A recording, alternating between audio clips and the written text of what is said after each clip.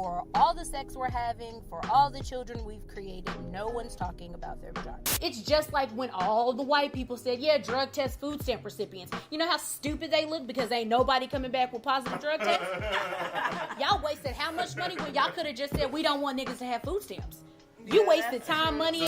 Alternatives don't taste like what I feel like it should taste like. So while I'm trying to get used to these new foods, I mean, butter is life, cheese is life. So what's the most you spend when you go out to like a restaurant? Well, see, that's the thing. I'm an adventurous little shit. I'll try something new. You know, ladies, it gets really difficult to do the things we know we need to because doing what we don't need to is super easy.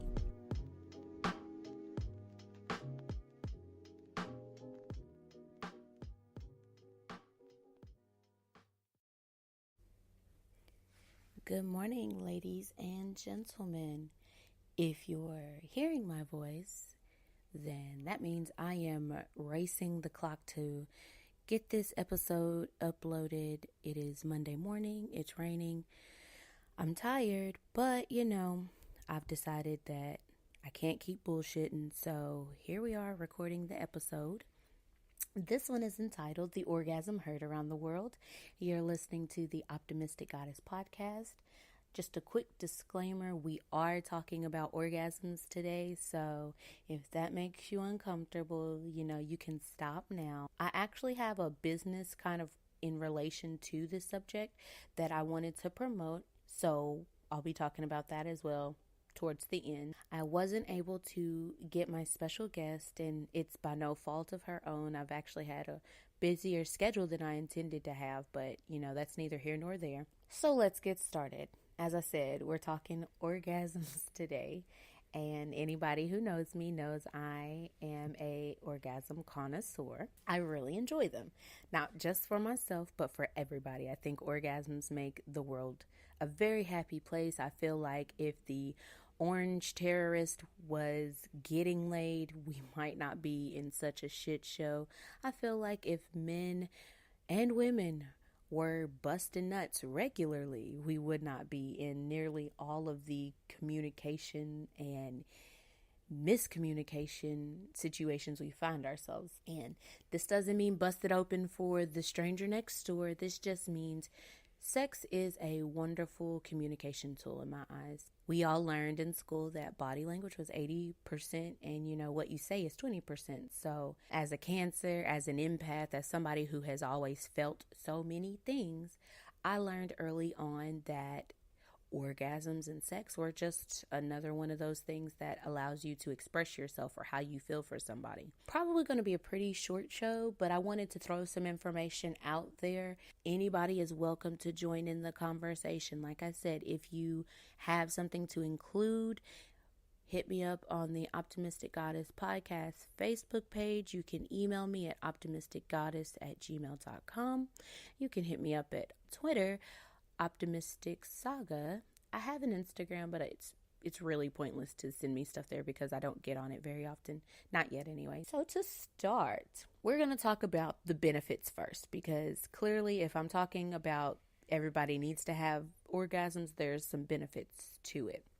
Benefits I'm giving you today are more health related. So I know you could say, well, the benefit to an orgasm is I feel good. Of course it is. I'm going to give you kind of the medical reason behind it.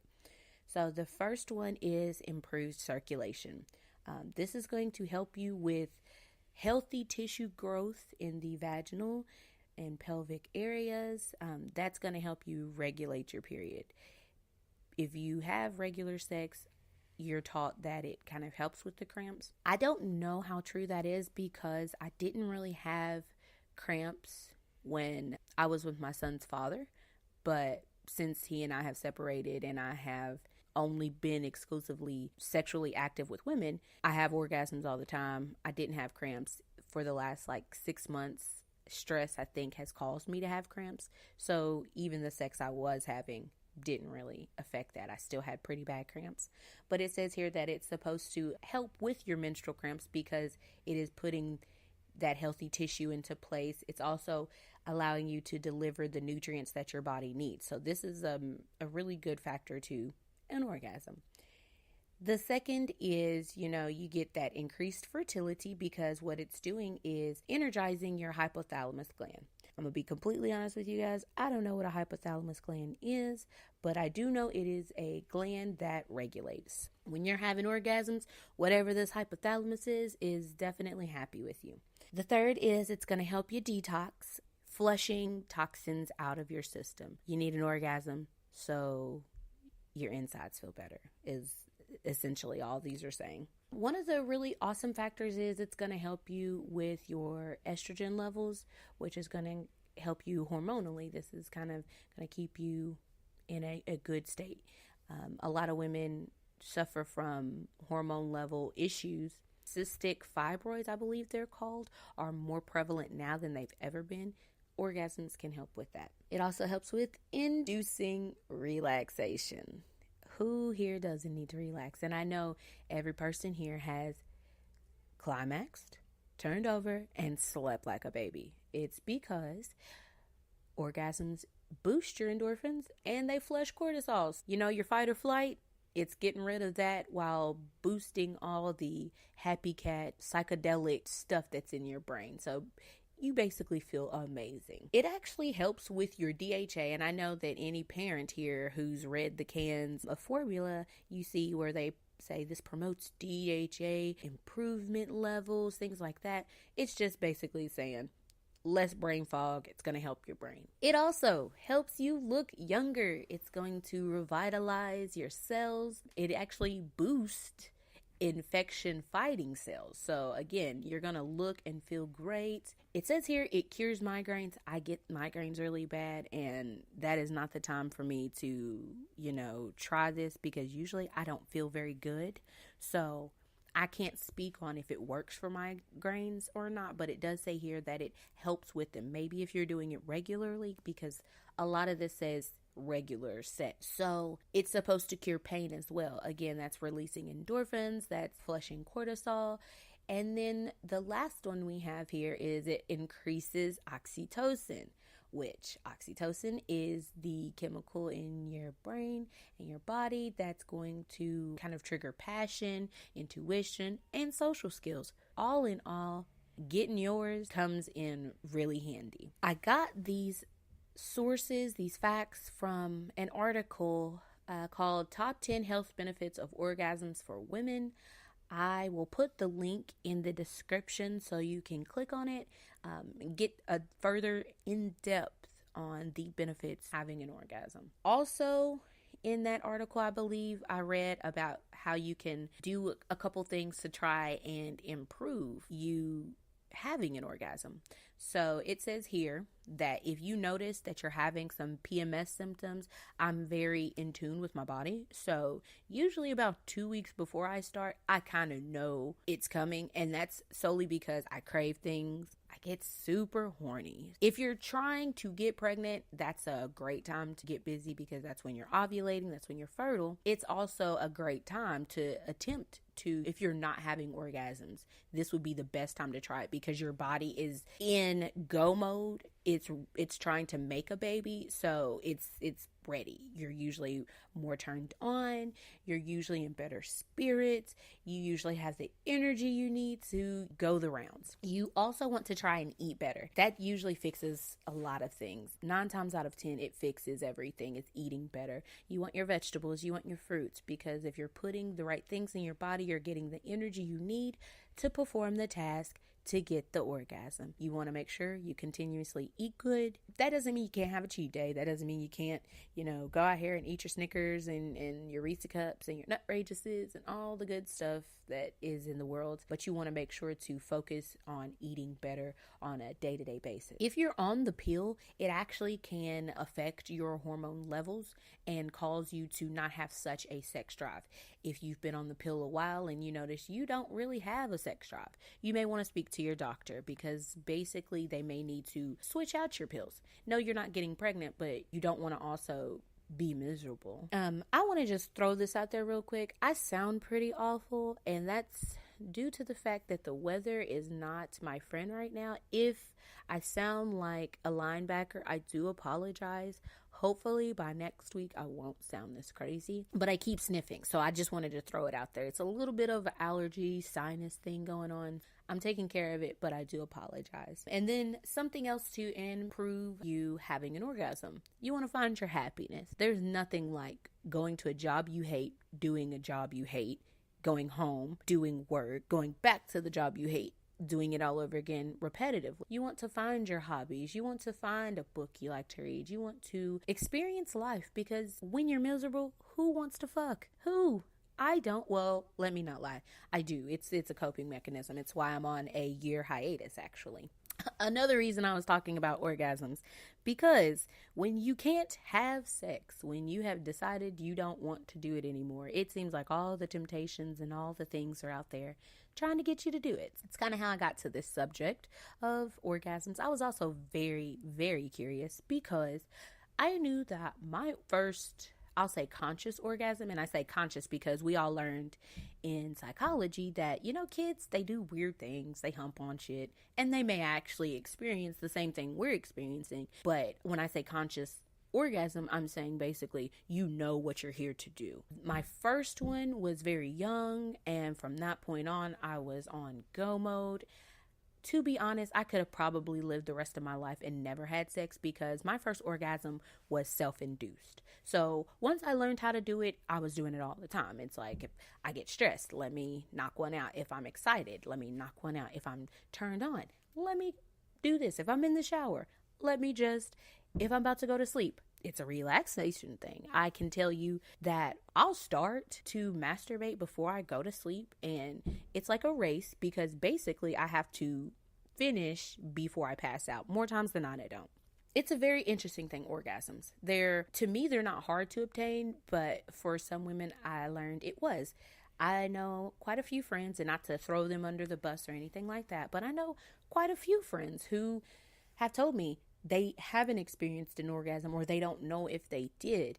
And to me, that is sad. No judgment, none at all. But I feel like we as women give so much to so many people that this is one thing that's for us. Like, let's find our orgasms, ladies, and let's make it happen, whether it be by ourselves or with somebody else. I posed the question on Facebook. I asked, your first orgasm, was it alone or with someone else? The overwhelming majority did say that theirs were solo sessions that they learned themselves. To go along with that, how to improve having orgasms: know your body. I say that because how in blue blazes are you going to ever be able to make this thing happen if you don't know what you're doing? You have to learn your body. You have to learn what makes you feel good. A lot of younger women, even a generation past me, they don't know. They're out here having regular ass, basic ass, garbage ass sex with niggas who don't know what they're doing. And it's so sad.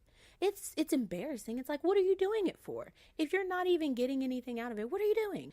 So again, I say, know your body. If that means you got to know it by yourself first, please do. There's nothing wrong with masturbating. Yes, it's so much easier to have somebody else do the work for you. But when in doubt, you need it. So make sure you know how. You can use toys. You can use vibrators. I actually had someone reach out to me and let me know that their first orgasm was via anal sex. They had never experienced an orgasm until after this encounter where they had anal sex. Me personally, not my favorite thing, but for some, they love it. And if it gets you your orgasm, I'll not judge. I actually had a couple people say that their first orgasms were with other women. That one wasn't surprising at all, just because women know their bodies, and so it's much easier to touch another woman and make her feel the way you make you feel. So for me, it's easier to have an orgasm when I'm dating women than when I'm dating men, just because I don't have that whole he doesn't know, or he's doing this extra, or there's too much movement, or there's no rhythm. There's always something with a man that just throws it off for me. Let me just put this out there into the universe. Orgasms, as physical as they are also very, very, very mental. So if your mind is not in place for an orgasm, if you get one, hooray for you, but it's much harder. As the years have gone on, I've learned techniques of my own that I can knock them out in maybe 3 to 4 minutes. Like I said, before my period, I'm super horny, and if need be, I'll just have marathons of masturbation where I pretty much do it all day long. I know it sounds awful and gross, but it's life. It happens. Could be out here doing the most. So get in the headspace. You want to, if you're with a partner, this is the time where it's almost frowned upon if you use your imagination, but there's nothing wrong with using your imagination when you are with someone who is willing to let you do so.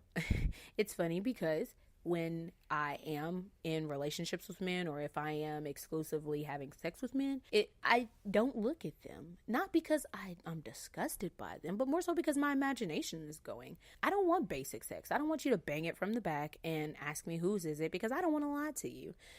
I mean, I will, but I'm telling you now, if you're listening, it's a lie. It's mine. Duh.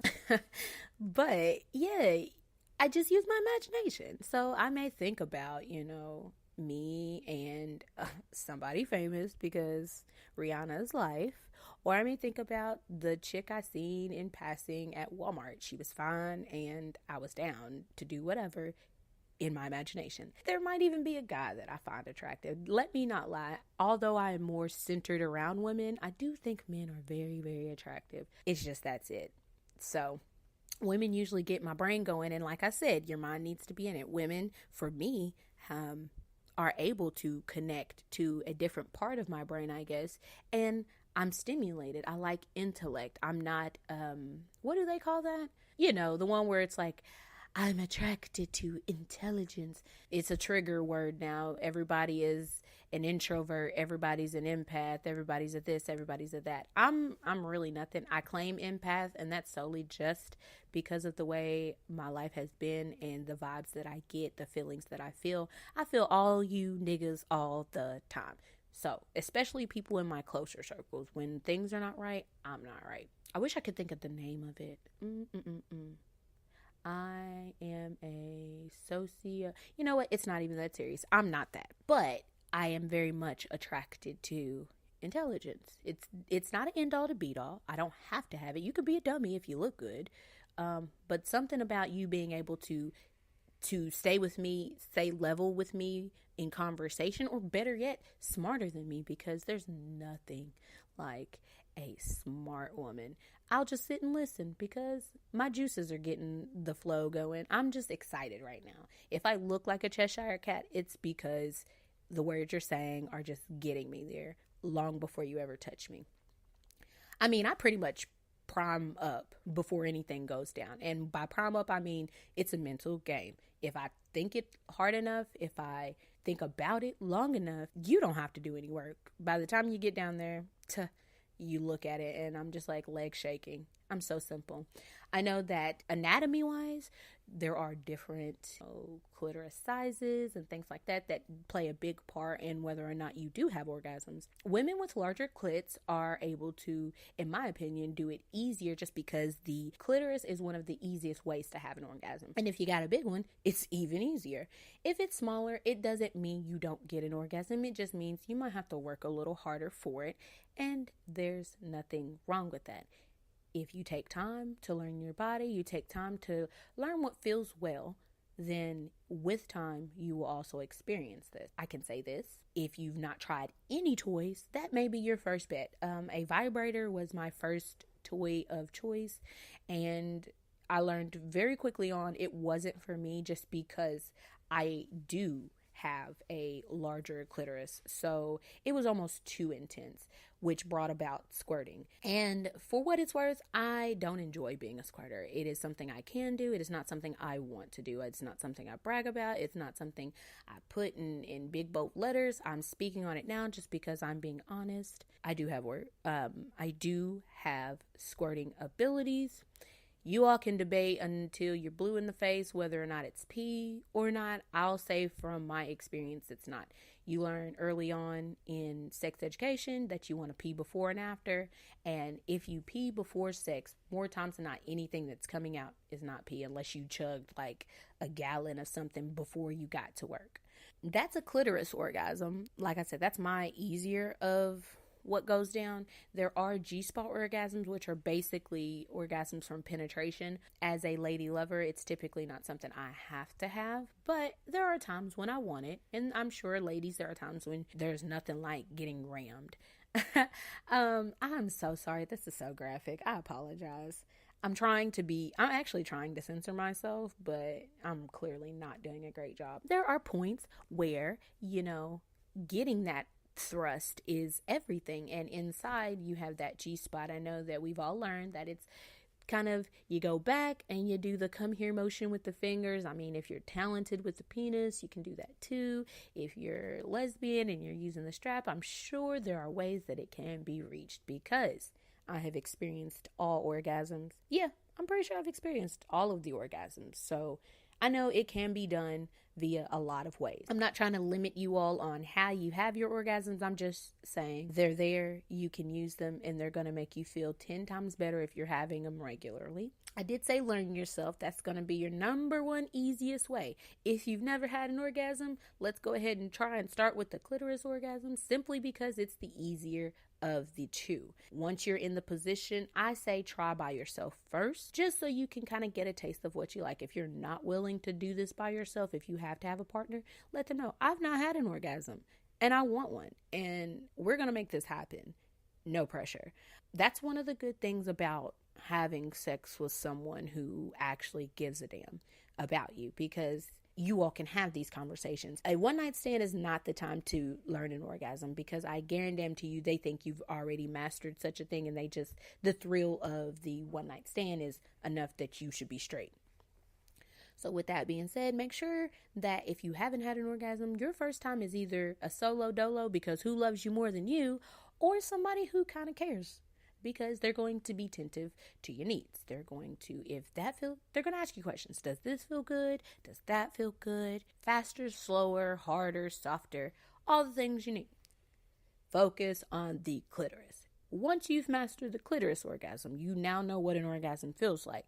That toe burning, eye rolling, pricklies all over my skin, I may die, but I feel so alive feeling. Once you have that, it's time to learn how to get, your G-spot orgasms. For me personally, this is a rhythm thing. In my ratchet days, I used to say, find a trap beat and fuck to it. I.e., pick a song, play it in your head, and the bass line, knock her out too. If it's two women, same rules apply. Just find a beat. Because more times than not, the rhythm is what gets you. It's the steadiness.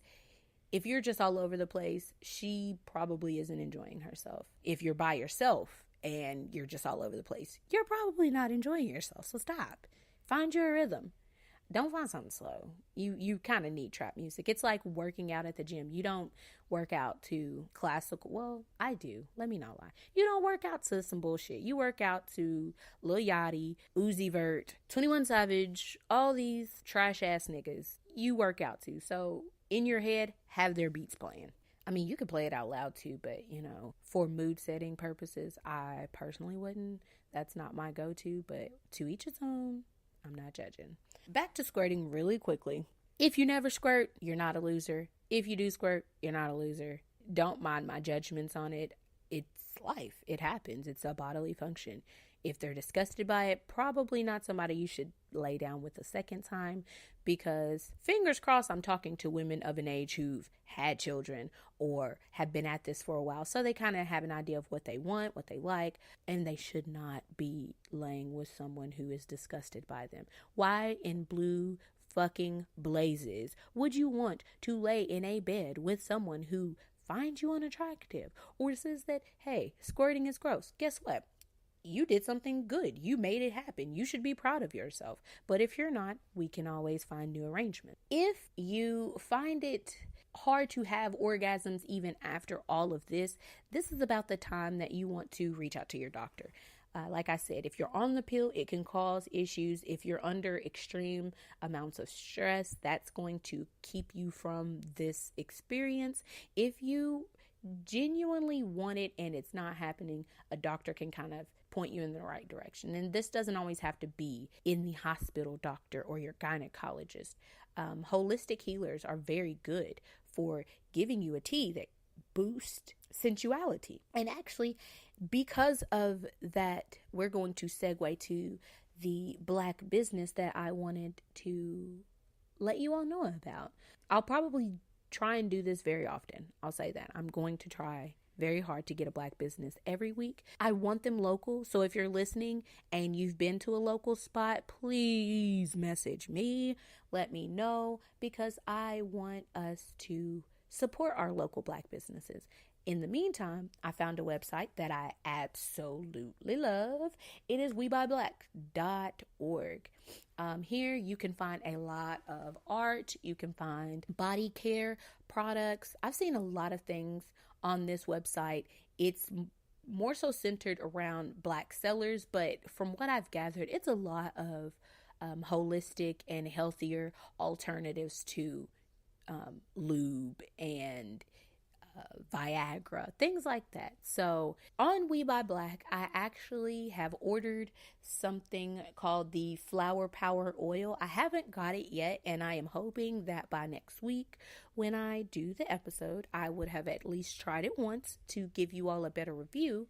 But what Flower Power Oil is, it's a bath oil, and it's infused with flowers and herbs, and what it promotes is feminine energy. So if you put it in your bath, you can soak in it, or if you take a shower and you want something to feel good, you can rub it on your skin like a baby oil. It's going to help you with your cramps, because it is promoting, again, tissue health. It's putting nutrients in your body that assist with keeping the menstrual process going. It's going to make it easier for you, because your menstrual cycle is literally your uterine line shedding, which sounds like a bunch of horrible, painful shit, and more times than not it is. This is going to help with that.